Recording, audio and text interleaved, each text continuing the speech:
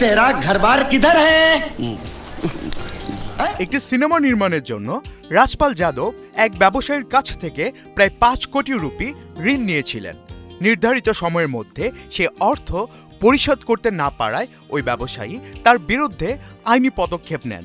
সেই মামলায় অবশেষে কারাগারে বলিউডের জনপ্রিয় এই কমেডিয়ান। अरे बेटी पुष्पा, कहाँ जा रही हो अपने गधे पर बैठकर? গেল ৪ ফেব্রুয়ারি দিল্লি হাইকোর্ট রাজপাল যাদবের সময় বাড়ানোর আবেদন নাকচ করে দেন। পরদিন ৫ ফেব্রুয়ারি বিকেল ৪:৩০টার দিকে তিনি নিজেই তিহার জেল কর্তৃপক্ষের কাছে হাজির হন। এরপর নিয়ম অনুযায়ী তার বিরুদ্ধে প্রয়োজনীয় আইনগত প্রক্রিয়া শুরু করা হয়। बहुत पहुंचे हुए आदमी हो भाई। এর আগে আদালত ২ ফেব্রুয়ারির এক আদেশে রাজপাল যাদবকে ৪ ফেব্রুয়ারির মধ্যে জেল কর্তৃপক্ষের সামনে হাজির হতে নির্দেশ দিয়েছিল। তবে তার আইনজীবী আদালতে আরও ১ সপ্তাহ সময় চেয়ে আবেদন করেন। अब मेरी थोड़ी मदद कर सकती हैं? अब ये can you speak Hindi little? আবেদনে বলা হয় ৫০ লাখ রুপি জোগাড় করা হয়েছে, কিন্তু পুরো অর্থ পরিশোধ করতে কিছুটা অতিরিক্ত সময় প্রয়োজন।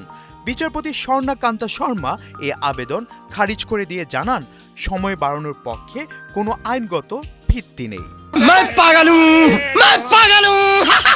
২০১৮ সালের এপ্রিল মাসে ঋণ পরিশোধে ব্যর্থ হওয়ার অভিযোগে রাজপাল যাদবকে ৬ মাসের কারাদণ্ড ও জরিমানার আদেশ দেওয়া হয়েছিল, যদিও সে সময় তিনি জামিনে মুক্তি পান।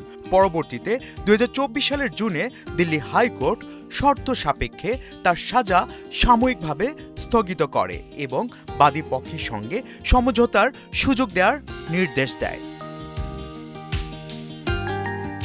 ভুলভুলাইয়া, হাঙ্গামা, ধামাল, চুপচুপকে, ফির হেরাফেরি, কাল হোনাহর মতো জনপ্রিয় সিনেমায় অভিনয়ের মাধ্যমে দর্শকপ্রিয়তা পাওয়া রাজপাল যাদবের কারাবরণের খবরে ভক্ত ও চলচ্চিত্র মহলে ব্যাপক আলোচনার সৃষ্টি হয়েছে।